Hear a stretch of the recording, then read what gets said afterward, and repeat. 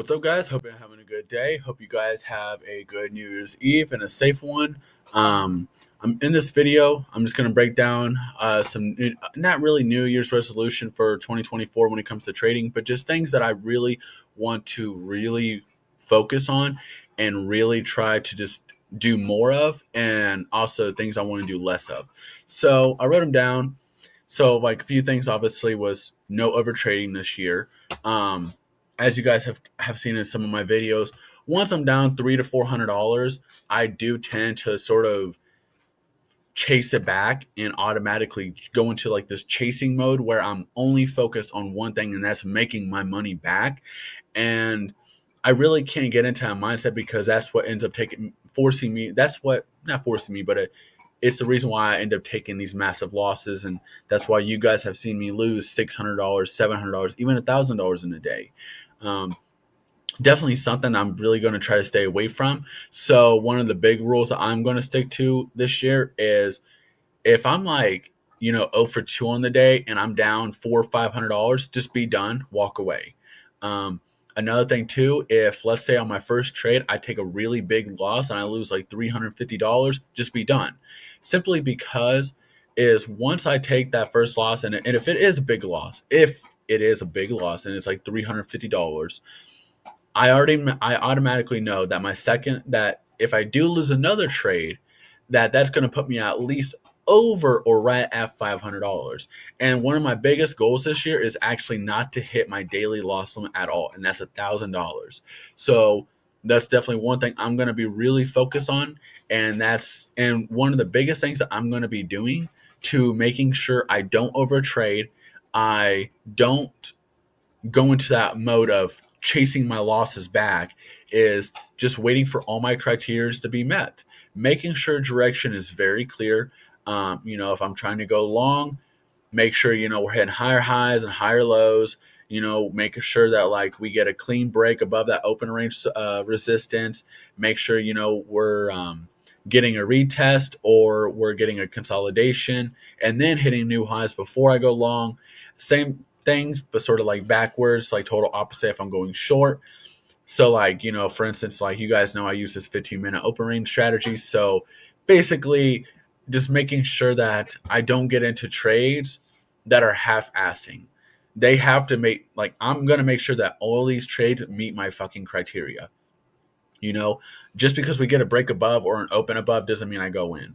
Now, don't get me wrong. Like, for instance, Friday, as you guys saw, we did consolidate at the open range support. And then when we had a clean break and open below, we had a really strong sell off. That's justifiable because one of the biggest things that I try to look out for is market exhaustion. I don't want to get into a trade when we've already had a strong pullback. If you have that strong pullback and then you have that break, there's a good chance that it could easily reverse and you could get a strong bounce or a strong rejection depending if you're going long or short. So, besides just making sure all my criteria are met, making sure the direction's clear, making sure that like, hey, I'm not into a trade when these reports are coming out at 9:45, 10 a.m., 10:30 a.m., making sure I'm not into a trade when JP is speaking at 2 p.m., and just making sure that like I really do I make smarter decisions this year when coming to trading that will overall help me with my funded account when I get it back. My goal for right now is to get it back by the end of January. Mid-January is really the biggest goal for me. Um, Another thing is that like before I started making content, I did have my first funded account for like a week. I fucked it up. At the time, their rules were a little bit different, so that's why actually. So, for instance, like their old rule, Top Step's old rules were if you hit your daily loss limit, your account's banned. You have to do a restart. You have to go back to step one, and Top Step actually used to have a step one and a step two, and then you get your funded account. But now they just have a one-step process, and that's it. And it's really easy to get a funded account very easily especially if you know what you're doing and you're a very experienced trader. So one thing I'm going to do is that I did not do last time with my funded account was I did not pay myself every chance I got. At the end of the day, when you do the combine, every single month you're getting charged. No matter if it's for the 50K, 100K, or 150K, you're getting charged every single time, every single month, but by you know before you get that funded account. Once you get that funded account, they no longer charge you. So there was like a lot of times where when I got my funded account back in June and I lost it in October, and there was a lot of times where I'd be up $1,500, $2,000, and I wouldn't pay myself. And that's $1,000. That's $700 that could have been in my trading account now. That's not.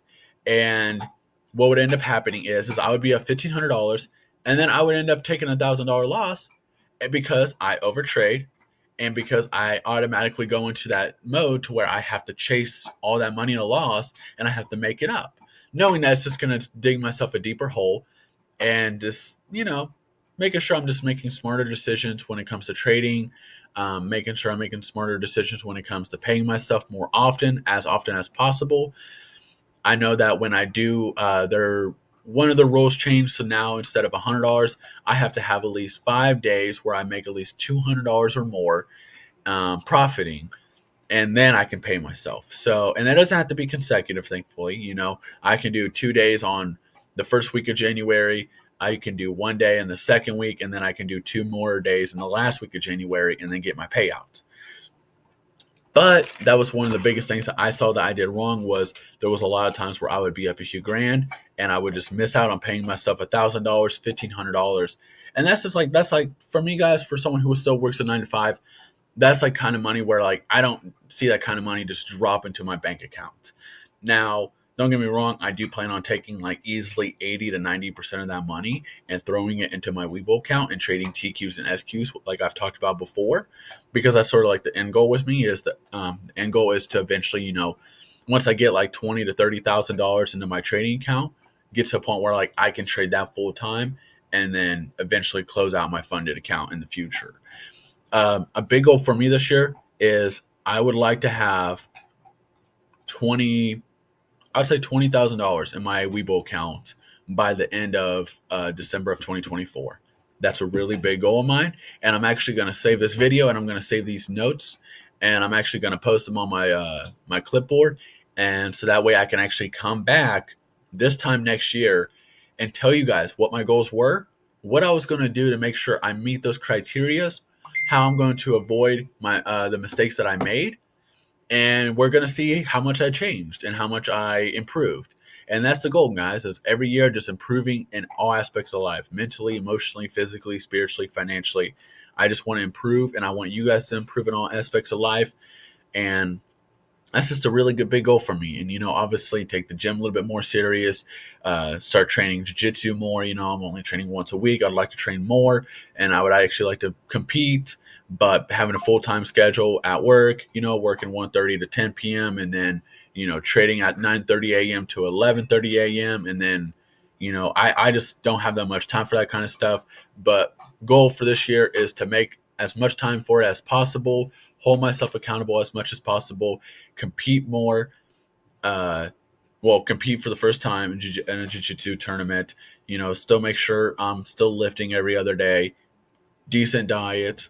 My diet's not horrible or anything, but these are goals for myself, and I hope you guys are making goals for yourself, so that way you guys in a year, you guys can come back to those goals and you can look back and say, hey, I accomplished this, and that, and at the end of the day, we're not perfect. I can write down 20 goals for this year and, only meet 9 of them, and I'm still going to be happy. But, back to the trading, guys. That's really just some really big goals and rules I'm going to set myself for 2024. No over trading, making sure all my criteria have to be met, making sure direction is clear. If I take a big loss, be done for the day. If I'm able to take a small loss, just keep it under $500, really. Never let myself go over $500. If I can, really keep myself from doing that, I think I will never hit my daily loss limit, one. And two, I think it'll actually keep me from losing my funded account. If you guys looked at some of my old videos, that was one thing I did wrong was I would pay myself, or like I would pay myself, $750 like I did one time, which felt amazing. But at the time I only had like $1,500 on my account. So when I paid myself $750, I only had like $750 left in my trading account. and then I end up like losing like $700 one day, and then I end up losing like $300 the next day, and I end up losing my funded account. Like that's how quick it could happen. So when I'm talking about paying myself, I need it to be, reasonable. If I'm up $2,000 just because I can pay myself like $1,000, I should be a little bit more careful because I have to honestly take in the aspect that I am human and that I am going to make mistakes and I am going to have red days. Because without the red days, you're not going to have the green days, and without the green days, you're not going to have the red days. And so just making sure I'm paying myself more, making it more reasonable. Top step, the way they want you to do it before you get a live funded account. When you get the express funded account, you get to pay yourself, but it can only be 50% of what you profit. So let's say I make $2,000 within, my first 5 green days. I can only pay myself $1,000. But that being said, if I'm left with $1,000, then I can't take a daily loss limit or my fund account's gone. But those are just some rules I'm setting for 2024, guys. I would love to see some of your guys' rules that you're going to set for yourself in the comment below. If you guys enjoy this video, smash the subscribe button. I hope you guys have a blessed year. I'll see you guys Tuesday.